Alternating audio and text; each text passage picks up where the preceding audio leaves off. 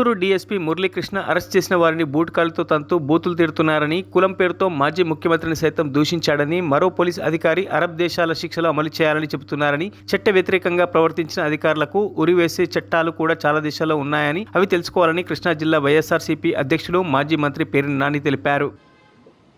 ఇదే భాష తుళ్లూరు డీఎస్పీ అతను వచ్చింది ఎక్కడికి వచ్చాడు? ఇక్కడ గుంటూరు పోలీస్ స్టేషన్కి వచ్చాడు. కావాలంటే సీసీ ఫుటేజీలు కావాలంటే ఛాలెంజ్ చేస్తున్నాం.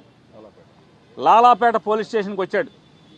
లాలాపేట పోలీస్ స్టేషన్లో ముద్దాయిలను కూర్చోబెడితే అక్కడి నుంచి తుళ్లూరు డీఎస్పీ ఆ స్టేషన్కి వచ్చి తన్ని జగన్మోహన్ రెడ్డి గారిని పచ్చి దుర్భాషలాడుతూ, వీళ్ళని తిడుతూ, కులం పేరుతో తిడుతూ, కులం పేరుతో, రెడ్డి కులం పేరుతో తిడుతూ, జగన్ని తిడుతూ, పచ్చి బూతులు తిడుతూ, ఏరా చంద్రబాబుని మీరు పీకుతారా ఏమన్నా అని చెప్పని నేను అంతవరకు ఆగుతున్నా. ఇంకా చాలా పీకుతారా అని మాట్లాడాడు. ఇంకా ముందు మాటలు ఉన్నాయి.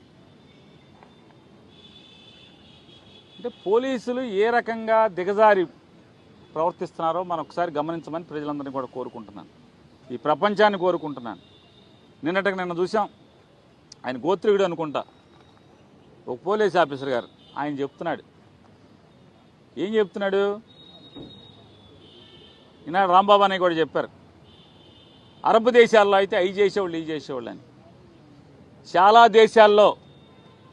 చాలా దేశాల్లో కడప పోలీసులు చేసినట్టు చేస్తే ఈ పాటికి మిమ్మల్ని అందరినీ ఉరేసేవాళ్ళు. చాలా దేశాల్లో తప్పుడు కేసులు పెట్టి చట్ట వ్యతిరేకంగా అరెస్టులు చేసి కోర్టుకు తీసుకురాకుండా కొడుతూ, అంటే బొయ్యిలు ఇరిగేట్టుగా కొట్టి మీరు ముసుగులేసి తీసుకొస్తే కనుక ఈ సోషల్ మీడియా కేసులకి చాలా దేశాల్లో ఉరిశిక్ష వేసే చట్టాలు కూడా ఉన్నాయి.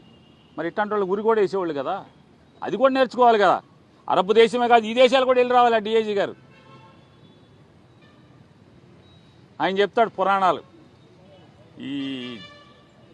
వీళ్ళందరూ అండి, ఈ సోషల్ మీడియా వాళ్ళు, వీళ్ళు వైసీపీకి పనిచేసేవాళ్ళు యజ్ఞం జరుగుతుంటే, అంటే మహామునులు యజ్ఞం చేస్తుంటే కుండలతో రక్తాన్ని, శివుని నెత్తుర్ని పోసేటువంటి రకాలండి వీళ్ళు అంటున్నాడు. ఎంత ఫీల్ అయిపోతున్నాడు. గోత్రికుడు కదా, ఎవరు యజ్ఞం చేస్తున్నారు, ఏం యజ్ఞం చేస్తున్నారు, ఎవడ విషం పోస్తున్నారు?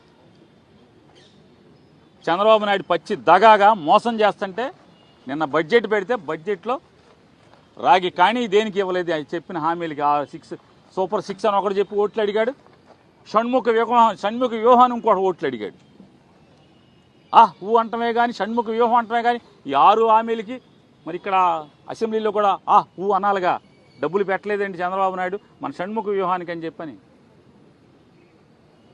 మరి వాళ్ళు దగా మోసం చేస్తుంటే అది యజ్ఞంగా కనపడుతుంది మన డిఐజీ గారికి.